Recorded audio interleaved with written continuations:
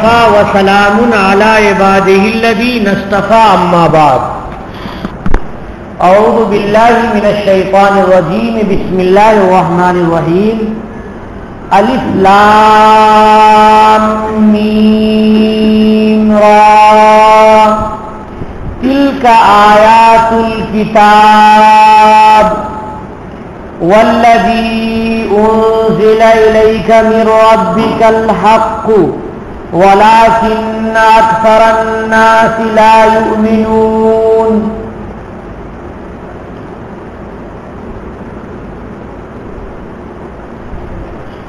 آمنت باللہ صدق اللہ العظیم. یہ سورۃ الرعد ہے. رعد کا مطلب یہ ہے کہ لفظ رعد اس سورت میں موجود ہے، اسی لیے اس کا نام رعد رکھا گیا. رعد کا ترجمہ کیا ہے؟ رعد کا ترجمہ ہے کڑک، گرج. جو بارش ہونے سے پہلے آسمان میں جو آواز آتی ہے نا، تڑاک تڑاک کی آواز، یہ رعد ہے. اور جو چمک پھیلتی ہے وہ برق ہے. تو ایک تشریح تو یہ ہے رعد کی. دوسری تشریح ہے کہ رعد ایک فرشتے کا نام ہے، جو فرشتہ بارش برسانے کے کام پر مامور ہے. اللہ نے اسے اپنی قدرت سے ایک کوڑا دیا ہے اور بادل کو مار کر کے اور وہ ہٹاتا ہے کہ اللہ کا حکم ہے پر نامزد میں بارش ہونے کا، تو یہاں بارش ہو جاتی ہے. اور اللہ کا حکم ہے امریکہ میں بارش نہیں ہونے کا، تو وہاں پر بارش نہیں ہوتی ہے.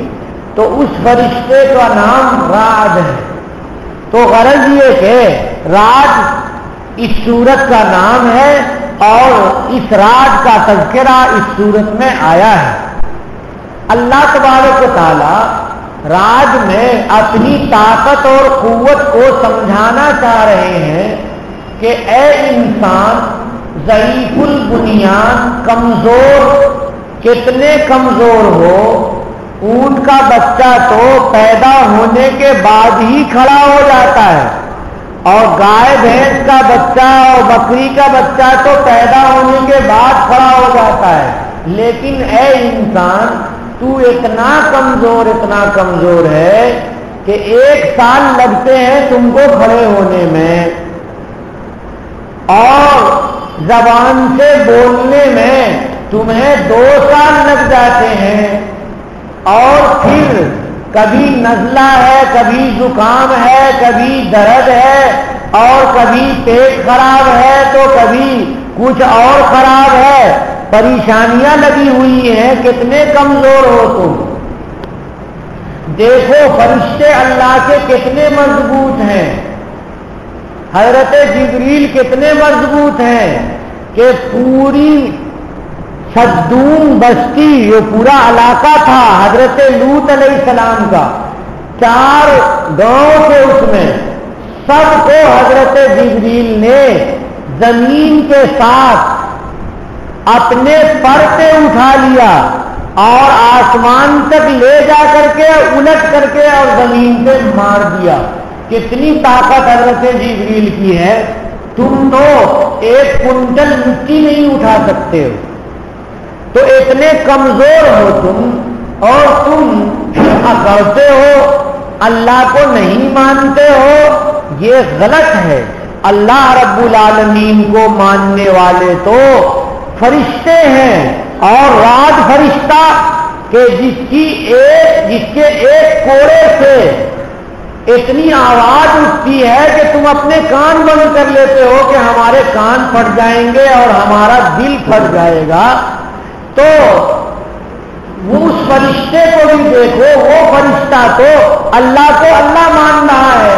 جو طاقتور جو مخلوق ہے وہ تو اللہ کو اللہ مان رہی ہے، اور تم کمزور انسان اللہ سے بھٹکے ہوئے ہو. ہائے کتنی بری بات ہے. اللہ رب العالمین کا احسان نہیں مانتے ہو. اللہ کے انعام کو نہیں دیکھتے ہو اور اللہ سے بھٹکتے چلے جا رہے ہو اور اپنی طاقت سے غرہ کرتے ہو اور گھمنڈ اور فخر کرتے ہو کہ ہمارے جیسا طاقتور کوئی نہیں، نعوذ باللہ ثم نعوذ باللہ، غلط ہے، ایسا نہ کرو۔ یہ ہے اس میں اشارہ اللہ تبارک و تعالیٰ کا۔ شروع کرتا ہوں میں اللہ کے نام سے جو بڑے مہربان اور نہایت رحم والے ہیں۔ شروع میں جو 4 حروف ہیں الف لام میم اور را، یہ چاروں حروف کے معنی نہیں معلوم ہے مخلوق کو۔ یہ اللہ کے کلام کا رمز ہے، اللہ کے کلام کی بلندی کو بتانے کے لیے کہ ہمارے کلام میں ایسے بھی الفاظ ہیں کہ جن کی خبر تم لوگوں کو نہیں ہے، جن کا مفہوم تمہیں معلوم نہیں ہے، نہیں ہو سکتا ہے۔ تلک آیات الکتاب، یہ کتاب کی آیتیں ہیں، یعنی قرآن پاک ہیں، قرآن پاک کی آیتیں ہیں۔ سورہ یوسف اتنی لمبی تلاوت کی گئی، قرآن ہی کی تو آیت تھی، تو قرآن کی آیت اگر ہے تو مان لو۔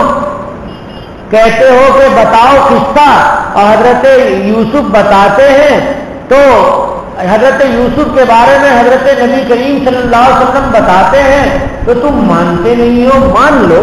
یہ کیا ہے؟ اللہ کی آیت ہے، کوئی کسی انسان کا منتر نہیں ہے، اللہ رب العالمین کا تلاوت کیا ہوا حضرت جبریل کا لایا ہوا کلام ہے۔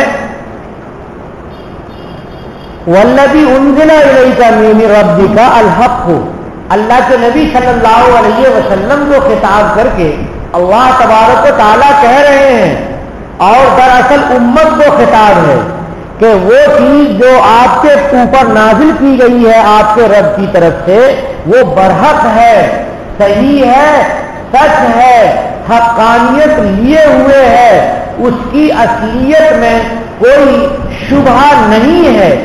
یہ اللہ کے کلام کی حقیقت ہے کہ یہ اللہ کی طرف سے ہے۔ اگر کوئی اللہ کے کلام کو اللہ کی طرف سے نہیں مانتا تو وہ گمراہ ہے۔ وَلَٰكِنَّ أَكْثَرَ النَّاسِ لَا يُؤْمِنُونَ، لیکن اکثر لوگ جانتے نہیں، اکثر لوگ مانتے نہیں۔ کون ہے اکثر؟ پوری دنیا میں مسلمان کم ہیں اور غیر مسلم زیادہ ہیں پوری دنیا میں، اور ہمیشہ ایسا رہا ہے کہ اللہ کے ماننے والے ہمیشہ کم رہے ہیں اور اللہ کا انکار کرنے والے زیادہ رہے ہیں۔ تو جو لوگ قرآن کی یہ آیت پڑھیں گے ان کو سمجھ میں آ جائے گا کہ حق کیا ہے اور باطل کیا ہے۔ حق یہ قرآن ہے اور باطل شرک ہے۔ حق اللہ کو ماننا ہے، باطل اللہ کا انکار کرنا ہے۔ اللہ کے ساتھ کسی کو شریک ماننا یہ بھی باطل ہے۔ قرآن کے ساتھ کوئی اور قرآن ماننا یہ بھی باطل ہے۔ اللہ رب العالمین نے جو رسول اللہ صلی اللہ علیہ وسلم کو بات بتائی ہے وہی کی ہے، وہ صرف قرآن ہی نہیں ہے۔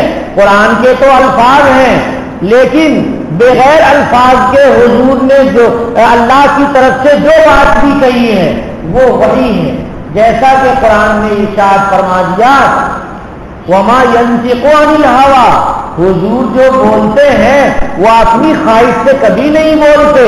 ان هو الا وحی یوحی، حضور جو بولتے ہیں وہ اللہ رب العالمین کا بتایا ہوا ہوتا ہے، اللہ رب العالمین کا دل میں ڈالا ہوا ہوتا ہے۔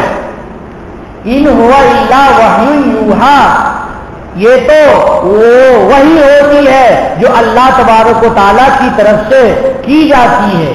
غرض یہ کہ نبی کریم صلی اللہ علیہ وسلم کے اوپر الفاظ کے ساتھ تلاوت کی جانے والی وحی تو قرآن پاک ہے، اور وہ وحی جس کی تلاوت نہیں ہوتی ہے وہ وحی احادیث رسول ہیں اور سنت رسول ہیں۔ اللہ الذی رفع، بس یہیں تک رہنے دیجئے اور آئندہ